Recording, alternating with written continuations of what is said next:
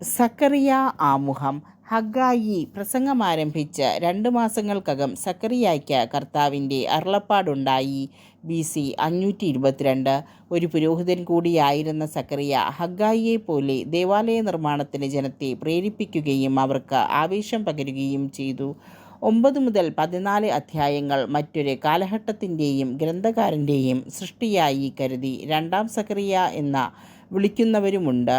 അനുതാപത്തിനുള്ള ആഹ്വാനത്തോടെയാണ് ഗ്രന്ഥം ആരംഭിക്കുക. 1 മുതൽ 6. ഇസ്രായേലിൻ്റെ ശിക്ഷയുടെ നാളുകൾ അവസാനിച്ചു എന്നും രക്ഷയുടെ കിരണങ്ങൾ വീശിത്തുടങ്ങിയെന്നും സൂചിപ്പിക്കുന്ന 7 ദർശനങ്ങളുടെ വിവരണമാണ് തുടർന്നുള്ളത്. 7 മുതൽ 15. ഉപവാസത്തെക്കുറിച്ചുള്ള ഒരു ചോദ്യവും അതിനുള്ള മറുപടിയുമാണ് അടുത്തുവരുന്ന അധ്യായങ്ങൾ. ഉപവാസം ഉത്സവമായി മാറുമെന്ന് പ്രവാചകൻ പ്രഖ്യാപിക്കുന്നു. 1 മുതൽ 23. പ്രതീക്ഷിച്ചിരുന്ന രക്ഷകൻ്റെ സ്വഭാവത്തിലേക്ക് വെളിച്ചം വീശുന്ന പ്രവചനങ്ങളാണ് പിന്നീടുള്ളവ.